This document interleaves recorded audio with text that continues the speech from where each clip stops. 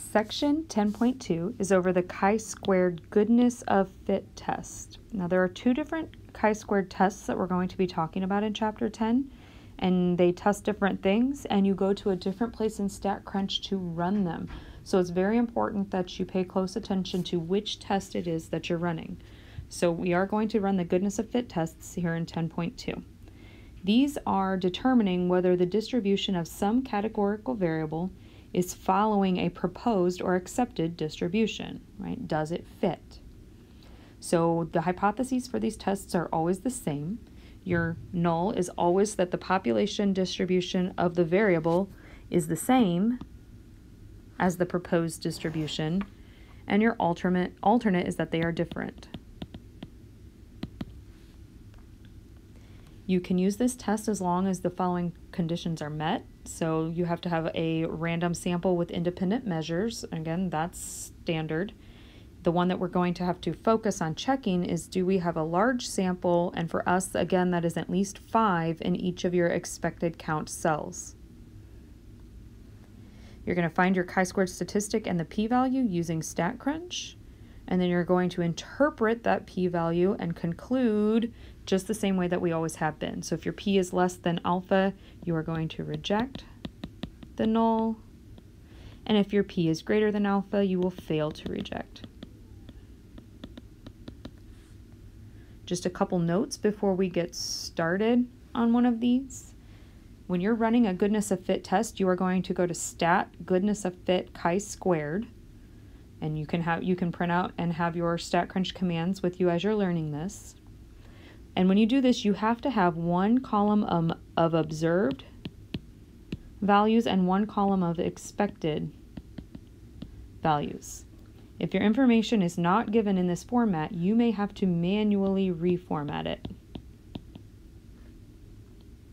And additional to that, if you are not originally given the expected counts,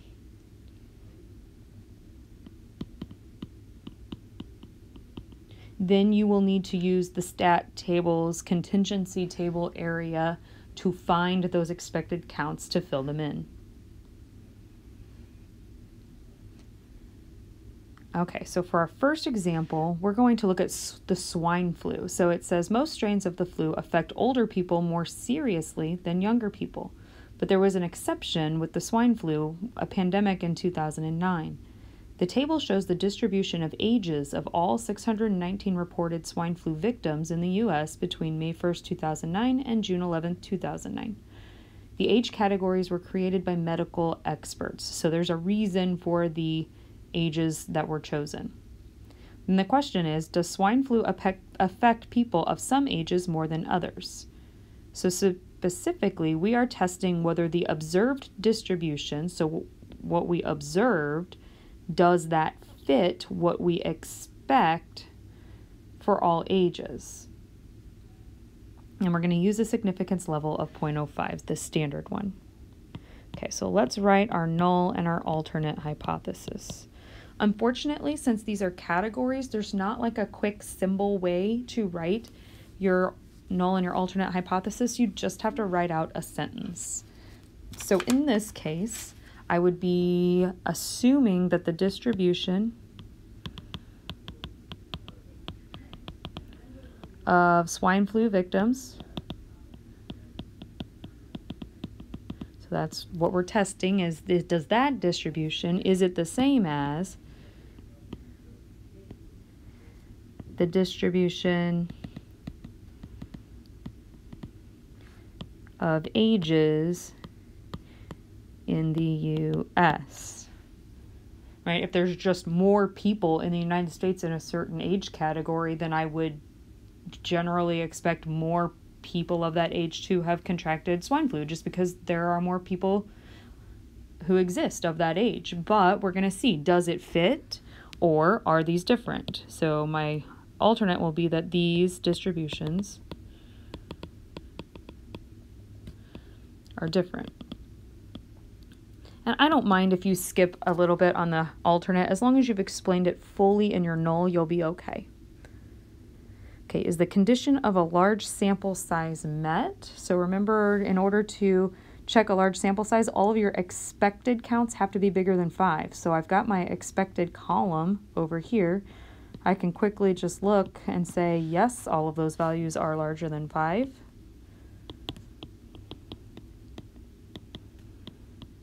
And check that off. Again, if I did not have those to look at, I would have to first find them and then check that off. Okay, so we are going to, I've got this saved under Donahoe swine flu, and we're going to go ahead and calculate that chi-squared statistic and the p-value. And notice that this is already in the format that we need. We have one column of observed and one column of expected values.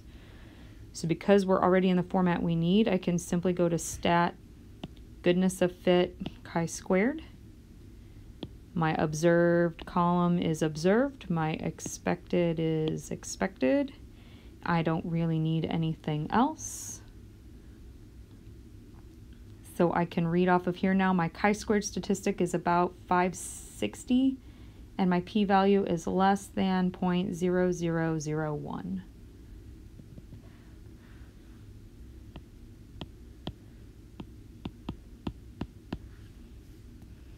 So to write my conclusion, I will say since p is less than 0.05, it certainly is, it's very small, we reject the null. So we reject the idea that the distributions are the same and instead conclude that they are different.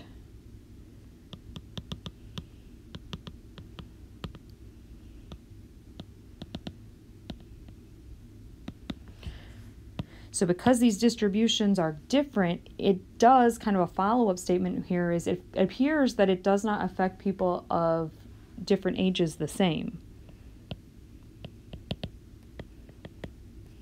Not flu, it does not have an E in it, swine flu. So it doesn't seem to affect people the same as far as age is concerned anyway. And nothing that we would learn in this particular scenario, but just for your information, is they actually found that older people tended to be immune